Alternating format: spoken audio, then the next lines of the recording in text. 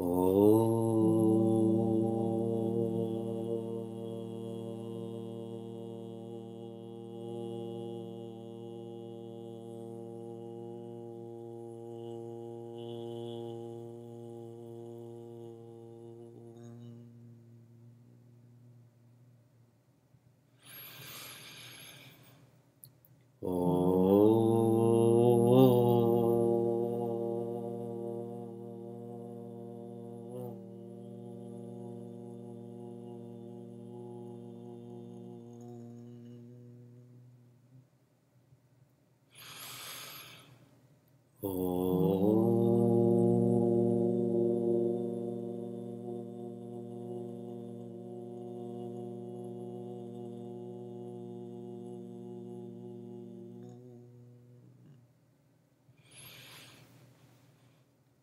Om Vakratunda Mahakaya Suryakoti Samaprabha Nirvignam Kuru Me Deva Sarvakaryeshu Sarvada Saraswati Namastubhyam Varade Kamarupini Vidyarambham Karishyami Siddhir Bhavatu Me Sada Gurur Brahma Gurur Vishnu Gurur Devo Maheshwara Gurudeva Param Brahma Tasmai Shri Gurave Namaha.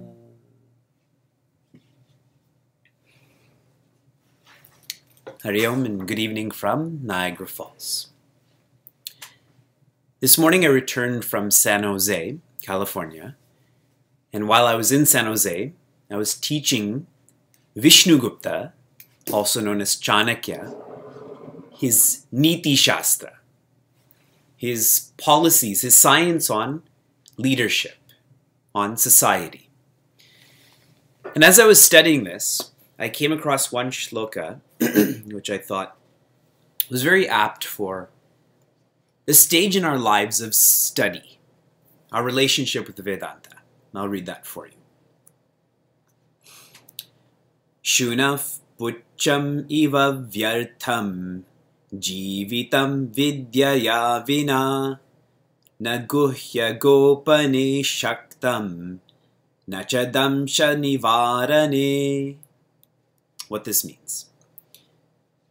A dog's tail is useless, just like little knowledge in life. A dog's tail cannot cover its private parts, nor can it shoo away mosquitoes. So collecting this, generally, a dog's tail is pretty futile because neither can it cover its private parts, nor does it protect it from mosquitoes. And for you and I, little knowledge, or knowledge that is just in our heads, is of no use to our lives.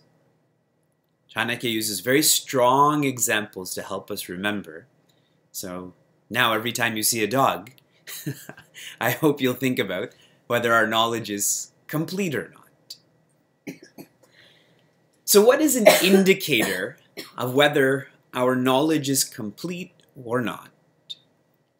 An indicator is, what is the purpose of your relationship with Advaita Vedanta, with Bhagavad Gita? And if the purpose of your relationship is to be better, then that knowledge is incomplete. That knowledge is not sound. That purpose is not full. But if you're studying because you want to be the best, and the best is only infinite, then this knowledge is becoming real. Your relationship with Bhagavad Gita is not of a flirting type. It's a commitment then. Why would you want to be better when you can be the best? Why would you want variations of finitude when what's being offered is infinity? Reviewing what we studied last week, I've observed that as people become older, they become more fearful. And it's not something so profound that only I observe. I'm asking you to think about your own self. people become afraid specifically of death. A lighter example of death is old age. A lighter example of old age is change. Because as they get older, they see it in themselves more. They see it around themselves more also. And whenever we're operating out of fear, it's us operating with little knowledge, not full knowledge. Which is why Acharya Shankara has shared in Sadhana Panchakam, Nijagrahat Turnam Vinir Gamyatam, that from your home, you need to constantly become free. Now, if you think of where you live the most, where we live the most, what we identify with the most is the body. Even as I was beginning this discourse, Sheila was saying, put your hair behind your ear, put your hair behind your ear. But I'm not identified with this hair. It has its own life. So, we have to come to understand that this house is on fire. When we're born, this fire may be very small. It may be the toaster oven that's, cooking toast and it's smoking. But as we get older, then the whole toaster starts to burn. The kitchen starts to burn. When will you escape? If the toaster's on fire, you probably won't run away from your home. And maybe if the kitchen is on fire and you're able to control it, you still won't run. But if your whole basement is on fire, are you going to stay in that home? Everyone's house is on fire.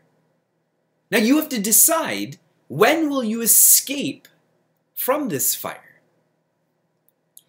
This comes with understanding. And understanding comes from knowledge.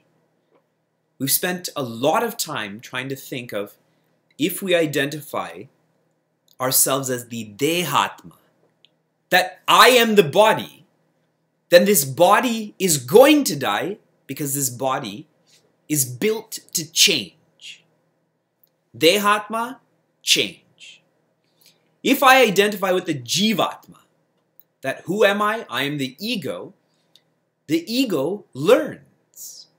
The ego will keep on learning, and so this body will go. Mine, yours. And if you identify with Atma, with no condition, no Deha, no Jiva, who are you? You are the self.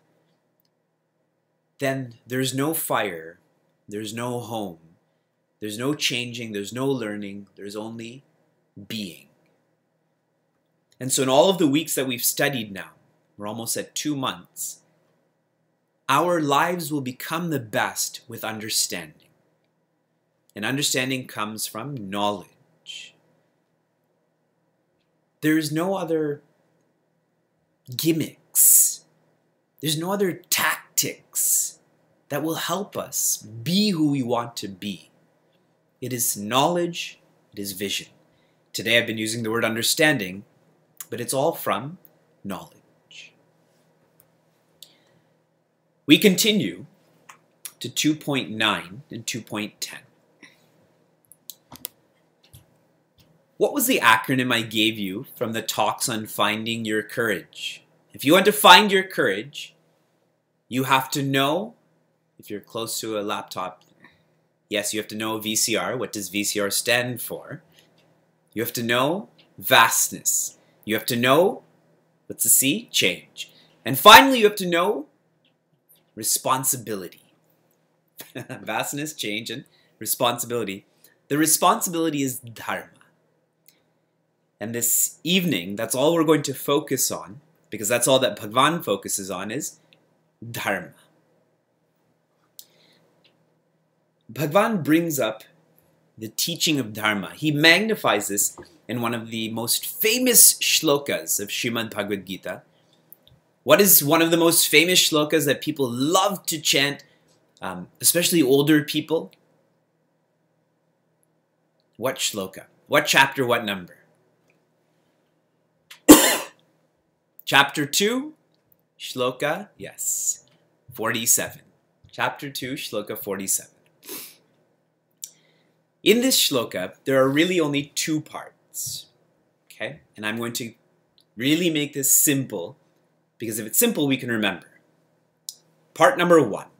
Please try to tune into this. Today, next week, all of this, chapter 3, 4, 5, all of this is just based on this one shloka. Right to action. Part number 1. We have a right to action. Okay? Part number 2. No right to results. We have no right to results. I'll elaborate on right to action. People who engage in inaction, in other words, laziness, inaction, that's one word, I-N, action. Laziness. Why are they lazy? Now you think of when you procrastinate, when you're lazy towards a certain field, if you can ask yourself why, what would the answer be? The answer would be ignorance. We are ignorant of the opportunity that comes with action. So as an example, if I'm too lazy to go to the gym, if I'm too lazy to read the lessons, I'm ignorant. I don't know how important it is to be healthy. I don't know how important it is to have this knowledge.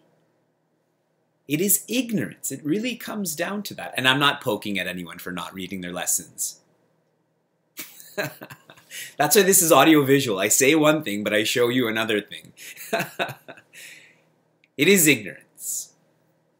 So, we have a right to action. If you look at this deeply, that's sharing laziness or ignorance.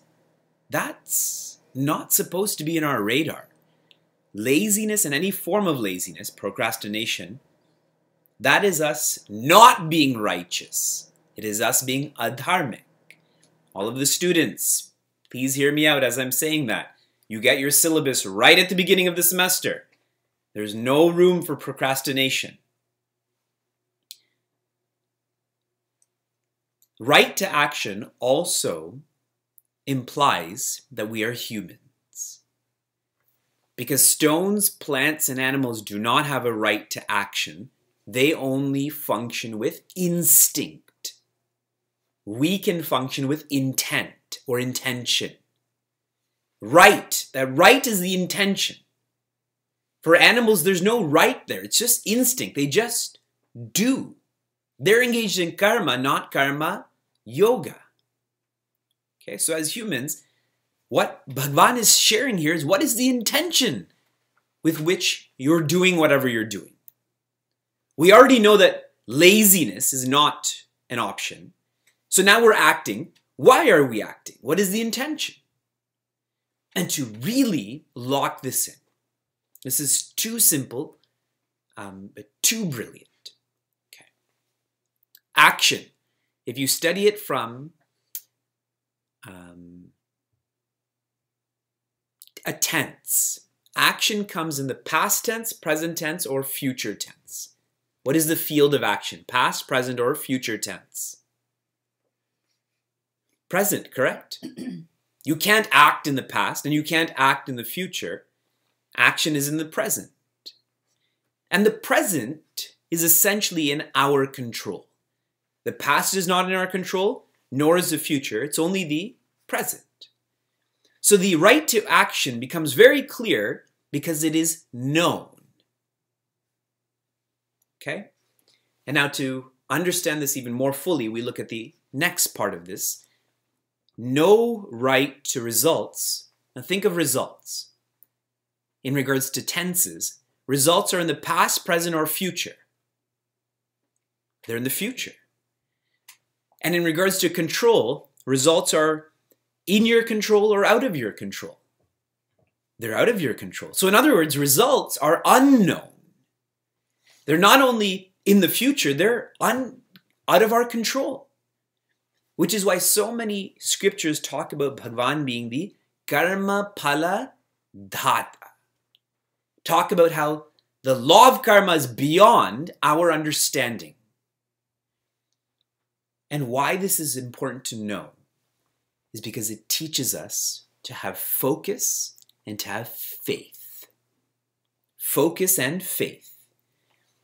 My right to action, focus. No right to results, faith.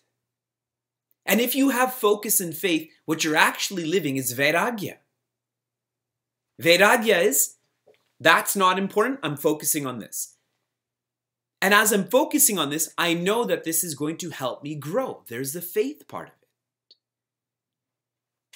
I find it humorous that we have to spend chapter 2, 3, 4, 5 on a teaching that every one of us already knows.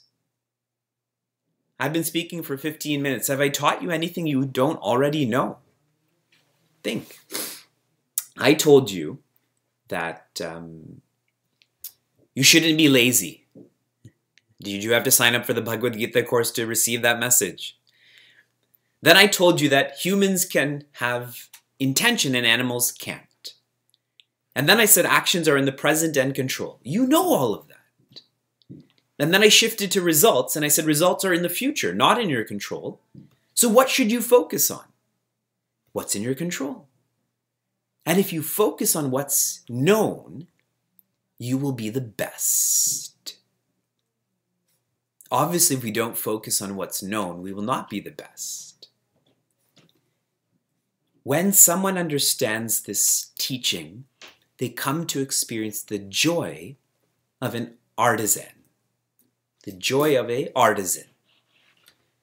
An artisan, I don't even think they know what the word fruit means.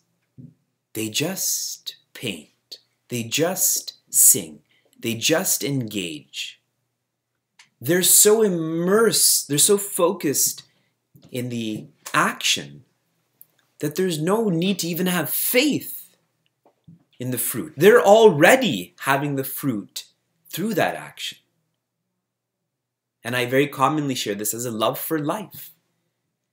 Do we know anyone who experiences this joy of the artisan anymore, this love for life?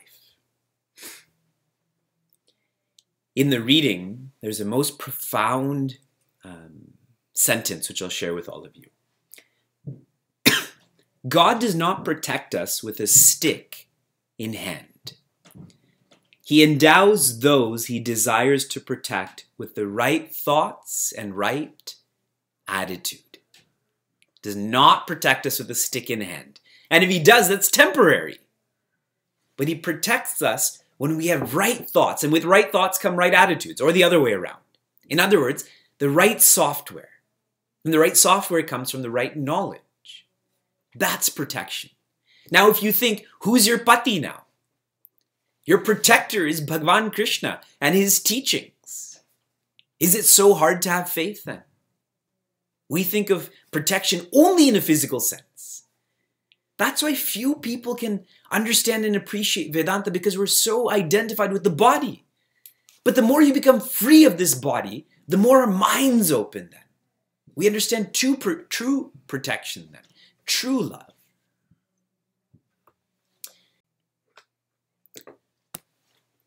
I was sharing that the more we identify with the higher, the more we come to appreciate what love is. Through this shloka, through this part of Srimad Bhagavad Gita, Bhagavan Krishna is asking us to wake up from sakama karma to nishkama karma. Sakama is where you identify only with your personality, with your individuality, and from there you go about living. Nishkama is to grow up to the level above that. And the level above the individuality is family. The level above family is society. Above society is, I mixed the word, sorry.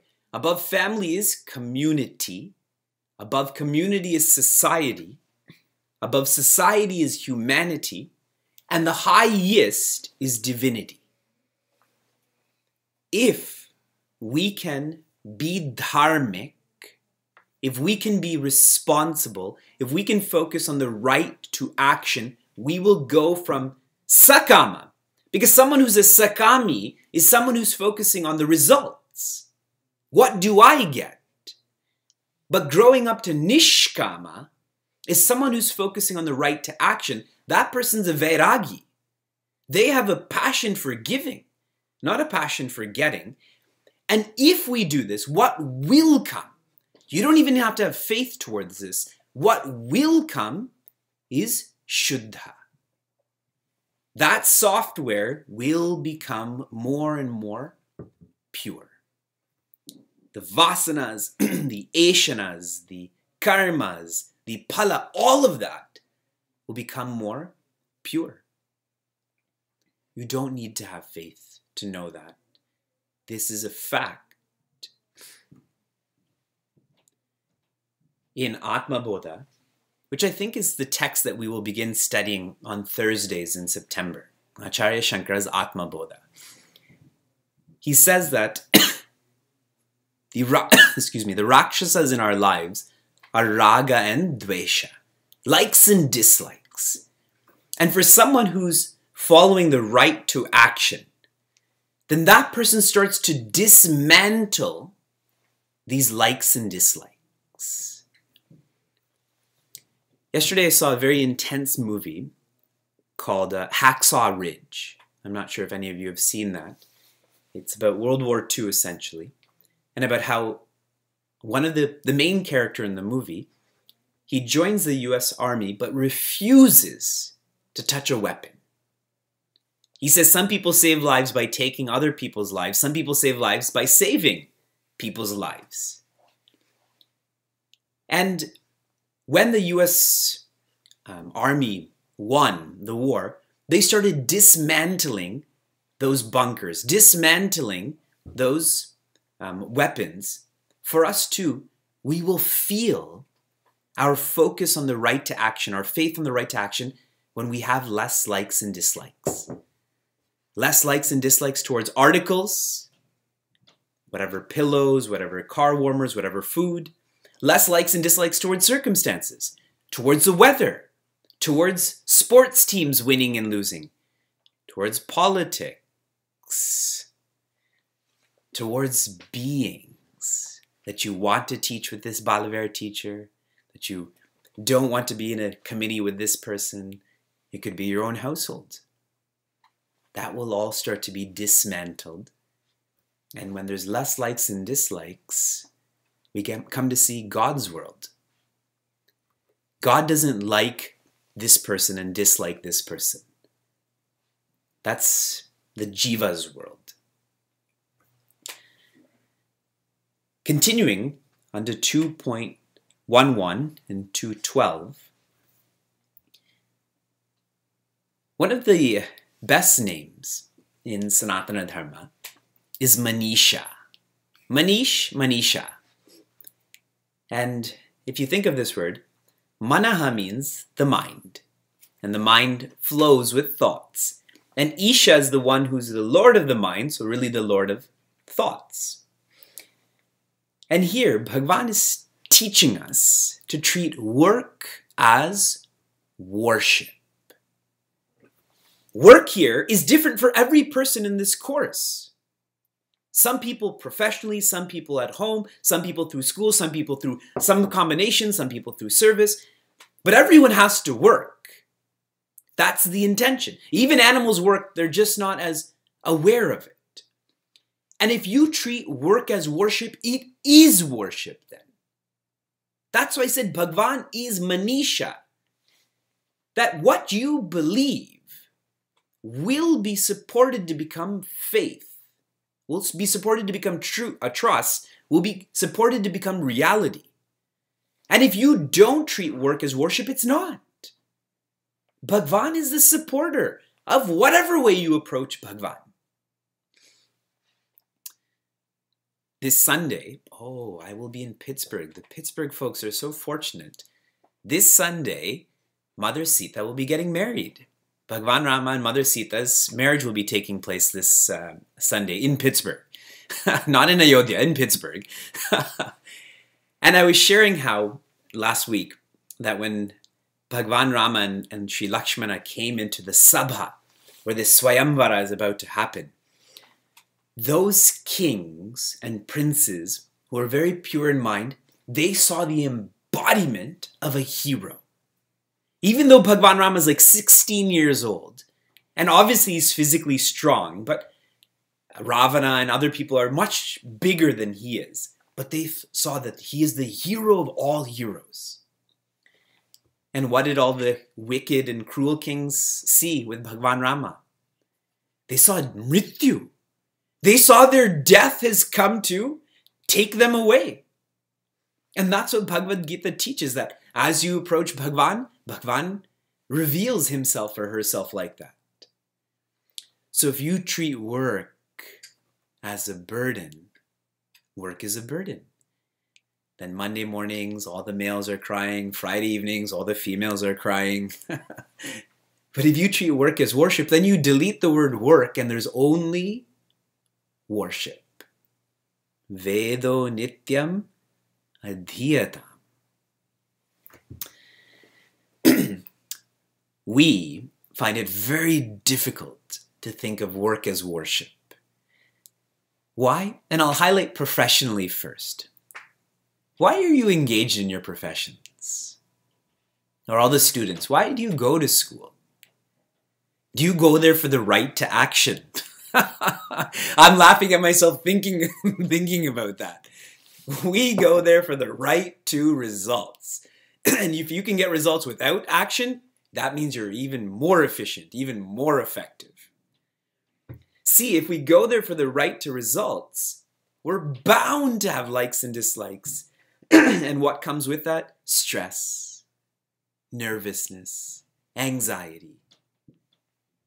We're inflicting ourselves with these negativities. It's because we're too intellectual.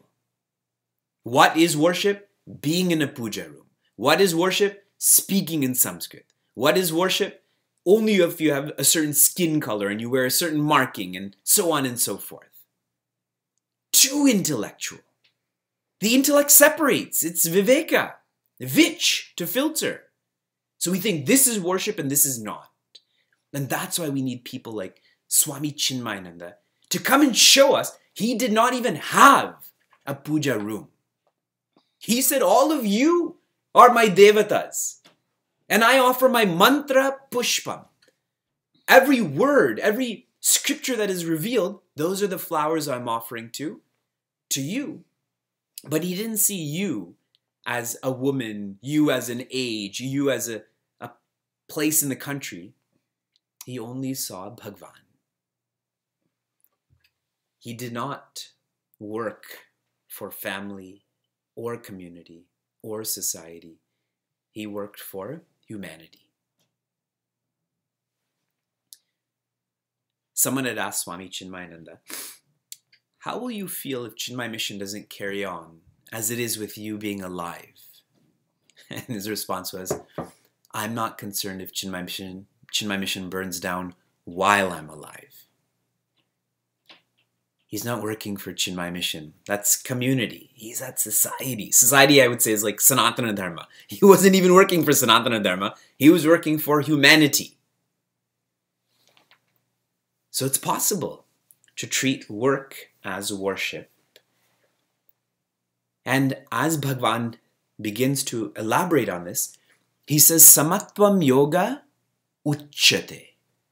Samatvam, the software, the memory, the mind, the intellect, the ego, samatvam, are all even, balanced.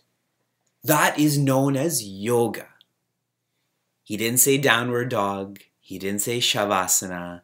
He didn't say hot yoga. He said, what is yoga? Yoga is having a calm body. That's what everyone focuses on only. Quiet mind, still intellect. That's what yoga is. Now, as I say this, when do you have the calmest body, the quietest mind, and the stillest intellect? If you think of your day, when do you have the most of that? Sleeping, yes. But in sleep, your mind is not necessarily quiet. The mind is not even present in sleep. Okay, so yes, more accurately, it's when you're engaged in sadhana, probably in your worship room. And what I'm highlighting here is in a controlled environment. Calm, quiet, still, in a controlled environment. So many think then, let me just live in the controlled environment. Why even leave that controlled environment?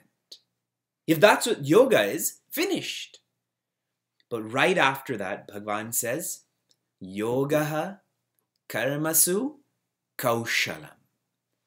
Yogaha karmasu kaushalam. Kaushala means to be dexterous, to be resourceful, to be efficient in action. Karmasu. That's the seventh case. That's what yoga is. So what is he saying here? Please read carefully. Yoga is not, the fulfillment of yoga is not in a controlled environment. It is in a uncontrolled environment. So coming back to the right to action, we have to engage in action according to our identification, our role and responsibility. You have to be quiet while you're engaged in your responsibilities with articles, with beings, with circumstances. That's what reality is. Otherwise, right now, and we all say it too, right now this 1 hour we spend together is this 1 hour, and then we have to go to the real world. Our kitchen sink, the dishes, that's the real world, correct? Putting our kids to sleep is a real world. Brushing our teeth, real world. And on and on and on. But there's only one world. I think that's a slogan for one of the airline companies, like that, that collection, One World. The real one world is having the vision of what yoga is. This section of the Bhagavad Gita course is finished by sharing what drives us. And here's the sequence of what drives us, okay? Vasana expresses or manifests as Eshana, which manifests as karma, which manifests as phala. Vasana, Eshana, karma, phala. Tendency, desire, action, result. And when the result comes, what do we do with that result? We enjoy the result or we escape the result. So we like it or we dislike it. And based on that, what happens? More vasanas are created, which causes more eshana, which causes more karma, which causes more phala. And that's why people say action breeds action, which is correct if you focus on results. But when the results come, you treat that as prasad. That your focus is not on the result, but actually on this vasana, this eshana, this karma. How do I become free of all of this? That I know that by being dharmic, I'll reach Brahman. Then that phala that comes, you disregard it almost. It's just there. It's like a bonus that you don't depend on. And when that happens, we evolve from bhoga to bhava. From bhoga to bhava. Bhava, I don't know why I'm saying bhava. Bhava. Bhoga is, I am surviving on that phala. Bhava is that I'm thriving on the opportunity. The opportunity to become Shuddha. The opportunity to engage in tyaga of this separation, this ego.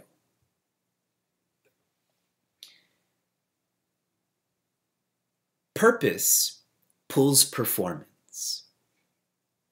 And Bhagavan Krishna is sharing with Prince Arjuna, what is your purpose? Because he knows Prince Arjuna's purpose has fallen. And with his purpose fallen, Prince Arjuna also has fallen. And so Bhagavan Krishna is trying to bring up his purpose so that he can bring himself up. That's what this whole section of Srimad Bhagavad Gita is. And it's so practical. I was trying to think lots of how do we make sure that our purpose is refined? I think one way to make sure our purpose is refined is to keep Bhagwan and Guru in our radar. The more we see Bhagwan, the more we know to act for Bhagwan. The more we see Guru, the more we know to focus on the right to action. But we get so busy. And in our busyness, we only see phala. And as long as we're focused on the right to results, so much comes with that, starting with comparison. You got this result and I got this result. And with comparison then comes jealousy. And with jealousy comes insecurity. With understanding, which comes from vision, which comes from knowledge, we will change. And I'm really trying to bring this to everyone's attention because this is not a light course. This is a revolutionary course that can make our trajectory evolution only. And it's not going to come by going for a walk, and it's not going to come by cleaning out our fridge, and it's not going to come from donating whatever amount of money. It will come from this knowledge. Okay?